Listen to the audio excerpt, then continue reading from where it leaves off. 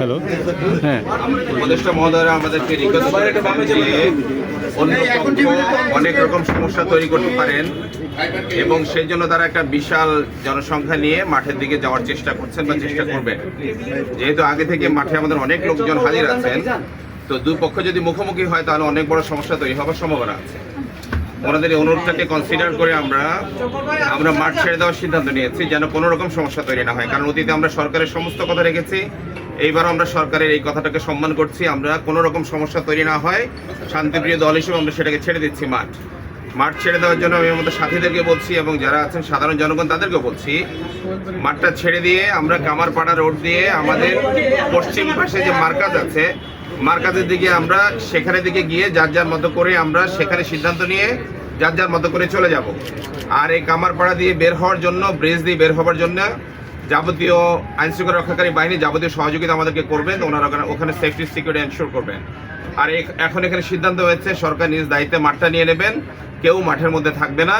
যেহেতু আমরা সকাল ভোর থেকে এখানে আছি, আমরা এখনই ছেড়ে দিচ্ছি, ওনারাও মাঠে ঢুকবেন না, আমরাও মাঠের মধ্যে ঢুকবো না।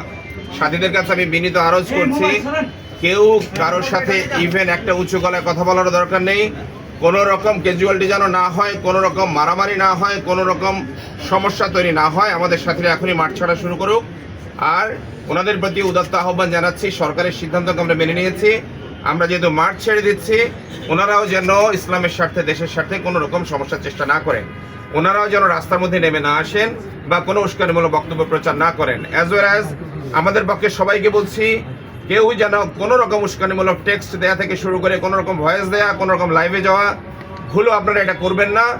দেশ অনেক রকম অস্বস্তিকর অবস্থার মধ্যে পড়ছে, ইসলামের সুনাম নষ্ট হচ্ছে। আল্লাহর ওয়াস্তে এই কাজটা করা থেকে উভয় পক্ষ বিরত থাকবেন, দুইজনের কাছে আকুল আবেদন করছি। আপনারা কোন পর্বে ইজতেমা করবেন?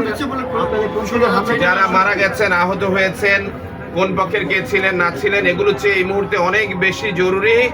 যারা মারা গেছেন আল্লাহ তাদেরকে মাফ করে দিন। কতজনের মতো মারা যা হয়েছে এই তথ্যটা এখন না জেনে এর চেয়ে অনেক বেশি জরুরি আমাদের কাজ করতে দিন, যেন সহজে সবাই বেরিয়ে যায়, যেন আর কোনো প্রবলেম তৈরি না হয়।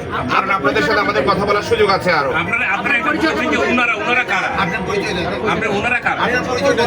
আমি শুরুতে বলেছি, আমি নিজামুদ্দিনের পক্ষ থেকে বলছি, মানস সাদ সাহেবের অনুসারী।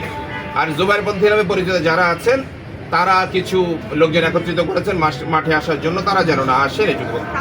আপনারা কোন পর্বে ইজতেমা করবেন? কোন পর্বে আপনারা কোন পর্বে ইজতেমা করবেন? মেইন প্রশ্নটা, আপনারা কোন পর্বে ইজতেমা করবেন? যে ঘটনা হয়েছে কে দায়ী সেটা জরুরি নয়। অবশ্যই আমরা মুসলমান হিসাবে এবং দেশের নাগরিক হিসেবে দুঃখ প্রকাশ করছি এবং এটা একেবারে অনুচিত হয়েছে, যাই হয়েছে। মুসলমান মারামারি, তবলিগের সাথীরা মারামারি, এটা একেবারেই ঠিক হয়নি। আমরা এই জন্য আন্তরিকভাবে দুঃখ প্রকাশ করছি এবং ইনশাআল্লাহ ভবিষ্যতে এমন কোনো কর্মকাণ্ড যেন না হয়, যাবতীয় চেষ্টা আমাদের থাকবে ইনশাআল্লাহ। অনুসারে আপনাদের কয়জন মারা গেছেন? আমি মাঠে ছিলাম না রাতে, আমাকে খবর নিয়ে বলতে হবে। রেজা আরিফ।